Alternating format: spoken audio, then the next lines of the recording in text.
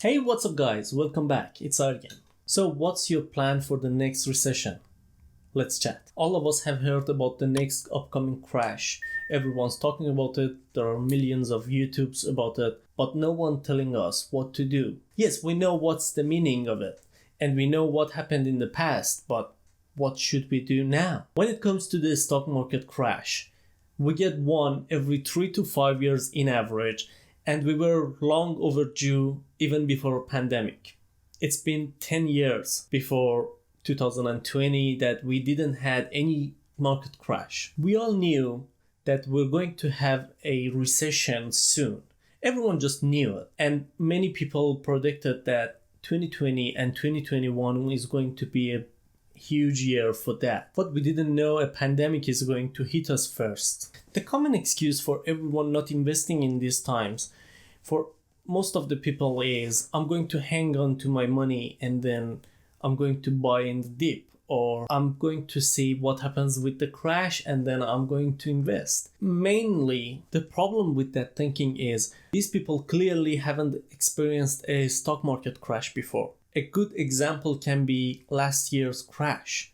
Did you invest in the market when coronavirus hit us? Please let me know in the comment section down below if you have invested in the stock market last year in coronavirus crash.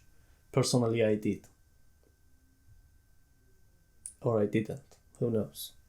The point is to develop the habits and skills of an investor. If you don't have the guts to invest right now, then how can you invest when the market is 60% in dip? But guess what? The good news is, after every single bear market, there is a bull market. But if you're not in the market or you don't have any experience and you're just waiting for that sweet point to get in, you just keep telling yourself, no, I'm going to wait for it. It has to go lower. It's just you can't believe it. When there is a correction in that bear market, you tell yourself, no, it's just a small correction. It's going lower. It's going lower. And then one morning you wake up, you see bear market is gone, and also your opportunity to get into the market is gone. Then you have no other choice but waiting for another 3 to 5 years, and you have missed a lifetime opportunity and you don't get any more chances for the next 3 to 5 years if you're lucky. Also, every market every year have 14% correction in average. It's good to know that we have a 14% correction in the bull market, and they can have up to 77% in bear markets in average. Okay, now we know all these numbers and bumbo jumbos. The most important question is, how are we going to protect ourselves against the next recession? And then, are we going to have a second crash this year? Maybe, probably, possibly. Does it really matter? I mean, now we know the game and the rules.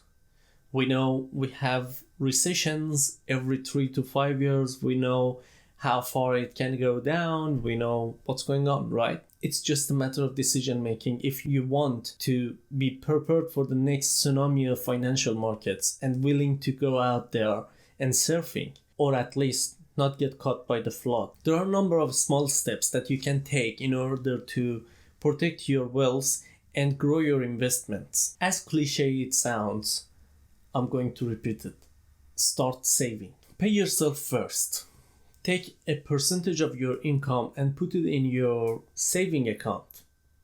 And don't touch it ever again until you have an opportunity to invest. Later on, you can decide where to invest that money. The point of it is to be automatically so you don't see it or feel it, and therefore you can't spend it. Then start investing in regular basis. Personally, I choose to invest after every paycheck I get. Of course, every person's situation is different, so please act accordingly to your lifestyle. So now you're saving money and investing regularly.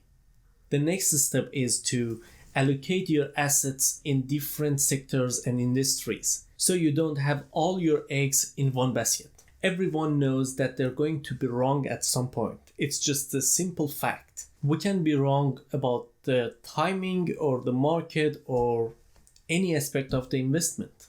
So you're protecting yourself by diversifying in different assets and investments vehicles. The other key element in investing is to keep your fees low. It's really hard to drive a car with flat tires, which is your fees. Choose wisely on your brokers and funds that you're investing in, and I can't really stress it enough to know your fees. In the other hand, own companies in developed countries like Australia, Canada, USA, and England.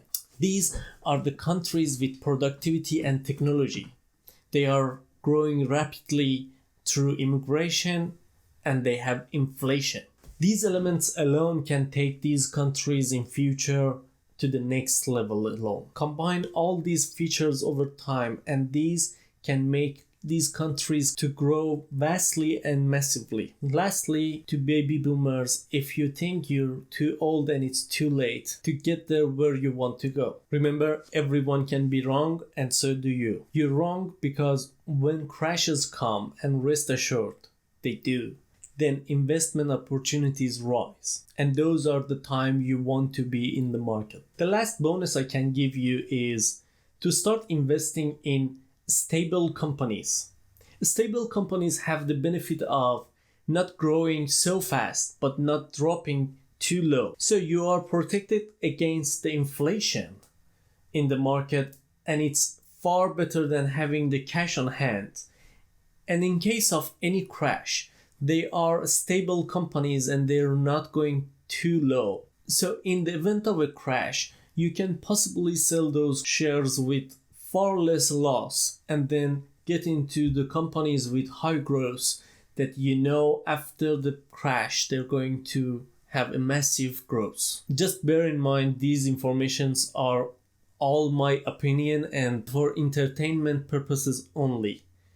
I'm not a financial advisor and I even don't want to be. If you found this information useful, your like and subscribe would be highly appreciated. And please comment down below, let me know if you like this kind of educational financial videos and in what topics. As of always, if you have any questions or comments, please comment them down below and I make sure that I'm responding to all of them. Thank you so much for watching and see you later.